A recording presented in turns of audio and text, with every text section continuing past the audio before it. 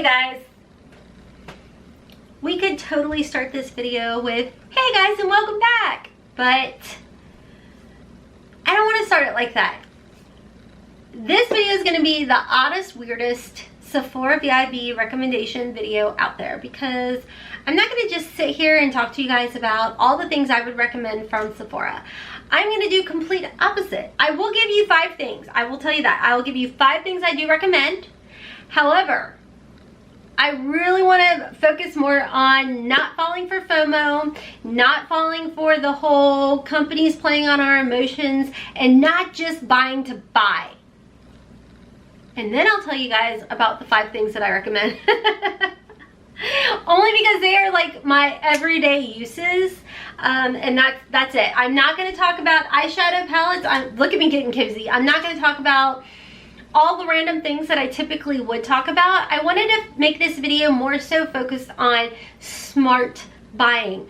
Only buying what you truly need. If you want to buy gifts, you do you. But I wanted to focus more on the fact of how I used to be when these sales came up. And I used to uselessly spend. I mean, it was nothing. I don't even want to say how much I used to spend because it's embarrassing looking back on it. But I've made this change for the better to where I'm bringing things into my collection and new makeup into my collection. But before I'm doing it, I'm thinking it out. I'm really truly considering, are you going to bring value? Is it something I'm going to enjoy? Is it something I'm actually going to use? And making sure I'm not just buying it for a video. And that's what I wanted to make this video about. Yes, the 20% off sale is absolutely great. But I think that for a lot of us, we used it as an excuse to just overspend on things that we don't necessarily even truly want. We just were like, oh, it's 20% off. On top of the sale they put it on, so we should probably buy it. And I don't want to do that anymore. And I haven't been doing it. And I have to say, since I stopped falling for the FOMO, I have truly started to enjoy my collection again and love and enjoy the things that I'm bringing into my collection. And before I even bring it into my collection, I'm asking myself, what are you going to offer me? I am taking the control back from these companies who play on our emotions, who like make it so, oh my gosh, it's magical, to, are you though? Are you really magical? And I feel like with that, like I said, I've taken the control back. I'm not just handing my money out all willy-nilly just for any old palette. The palette's gonna have to bring me joy. The makeup is gonna have to bring me joy. So I wanted to address that because I was a senseless spender before. And the other thing I wanted to talk about is don't fall for the Sephora credit card. If you are really wise with your credit cards, then, you know, you do you. But for me, I am not one to be trusted with a credit card. I'll just put that out there. My rule to myself is, if you can't afford to pay it with cash, you're not bringing it here. That's the only way I can, especially if you're a YouTuber, put that rule on yourself, because it'll keep you out of debt. I promise you that. Because if I can't pay cash for anything I bring in, I don't buy it. I won't buy it because I just won't. So anyhow, now that we got that out of the way, I'm going to talk to you guys about 5 items that are my staple items that I do love, I do recommend. You guys hear me talk about them all the time, so it's probably not going to be a surprise. So if you are new, hi, welcome. My name is Rhonda.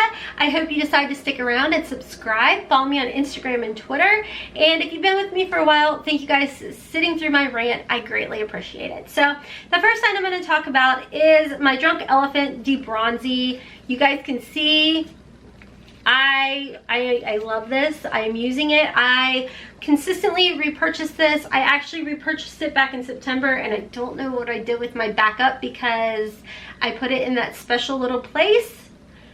And I'm 41 years old and my brain is mush. So there's that. So I will be repurchasing this because I lost my backup. Okay, so what happened was, story time, I thought I was down to like 2 days worth left.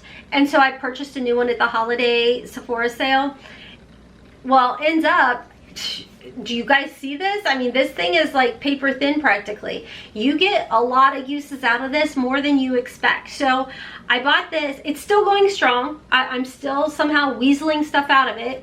So that sale was what, beginning of September? We are in towards the end of October. Yeah, there's that. Okay, so my skin is going through it. The older I get, I'm using retinol. My skin has now went from grease pit teenager at 39 to I am now normal to dry.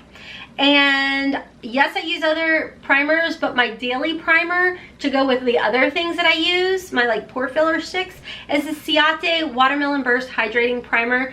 I actually got this in an Ipsy or Sephora Play a while back, and I have just enough in there that should last me until the 20% off sale. I will be purchasing the full size of this. I absolutely love it. It definitely gives me the hydration that I need. And then of course I pair it with some very affordable primers as well, and it's great. I have been talking about this for over a year now. This is my Tatcha Pearl. This is actually still my original, guys. You can see they fill it up, but you can see that I've put a good dent in it. I know, I don't care. They say it's only good for 6 months. Well, I'm here to tell you it's lasted longer. So I get the shade Moonlight. I apply it under my eyes. I don't wear I don't wear a concealer at all. I use this as my concealer, and I absolutely love it.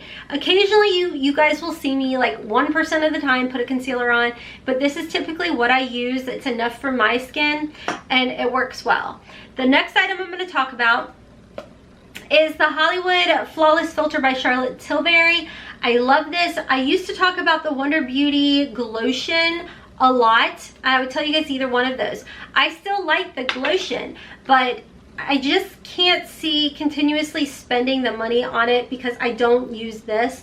And to me, it's just a waste of product and money and product, you know, because I only use the liquid and that's it. I'm not a fan of the highlighter side. And for that reason, I just have started to only use my Charlotte Tilbury Hollywood Flawless Filter.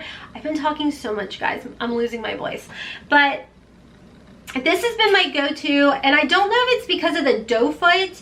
I just use the perfect amount every single time, and this has lasted me a while. Like, I thought I would have been through it by now. This is my original one, and it lasts a lot longer than you think. There are days that I use this and that's it. I don't always wear a foundation. It works very, very well. Very happy with it, and I do recommend it. Last but not least, foundation. You guys know I don't use foundation all the time, but when I do, I want a foundation that I don't have to work hard with. I don't have to overly prep my skin to be able to wear it. You know what I mean? I mean, like I said, my skin is like normal to dry now, and I don't want to have to put extra effort into prepping my skin to wear a foundation. I just don't. I like that quick. I like that easy. And the Shiseido, this is a Synchro Skin Self-Refreshing Foundation. It's amazing. I mean, you can build it up and make it look foundation-y, but for me, I use one pump on my entire face. That is it. I don't even drag it down my neck, guys. I mean, it just matches perfect. This is the 310 Silk. I bought this back when I had a tan. I've since lost like that golden tan. I don't sunless tan. I have my DeBronzi with my sunscreen. That is it.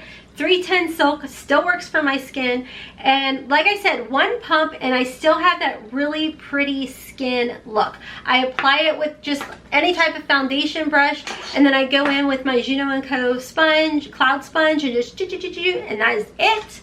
I put it all the way up underneath my eyes. I did a review on it, so that is up on my channel if you guys are interested. It's just like a little recap of my thoughts on this foundation. It's a great foundation, and I definitely highly recommend all of these products that I'm talking about. Like I said, I could get on here and I could talk for hours and hours and hours, but in the end, you know what you need. And if you guys have any questions about things that, you know, if I've tried it or whatnot, leave a comment down below. For me, it is strictly only purchasing necessities of things that I need. Obviously, the things I'm running out of. That's it.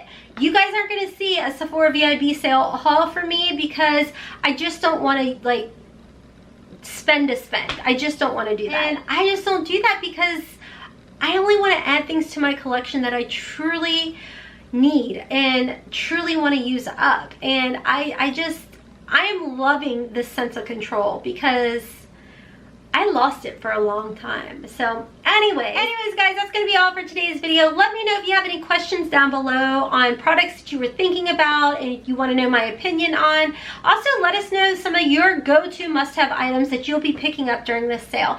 I hope you guys enjoyed this video. Like I said, I know it's probably the most unpopular Sephora video out there, but I just want to keep it real with you guys. And as always, I hope you have a wonderful, beautiful, and blessed day. Kisses from Kentucky. Mwah.